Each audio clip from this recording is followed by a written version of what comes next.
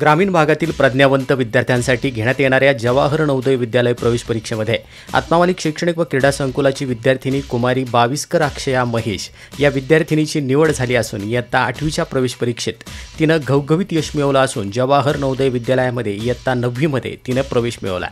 इयत्ता 12वीपर्यंतचं तिचं शिक्षण केंद्र शासनामार्फत होणार असून याबद्दल तिचं सर्वत्र कौतुक होत आहे। कुमारी अक्षया बाविस्कर हिचं प्राथमिक माध्यमिक शिक्षण आत्मामालिकमध्ये झालं असून सध्या ती संकुलामध्ये स्पेशल सेमी विभागामध्ये शिक्षण घेते।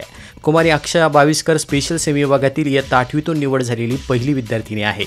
हा विभाग स्पर्धा परीक्षेमध्ये विद्यार्थ्यांवर मेहनत घेत असून अनेक शासकीय आणि खाजगी स्पर्धा परीक्षांमध्ये विद्यार्थी मोठ्या संख्येनं यश मिळवताना दिसून येतात।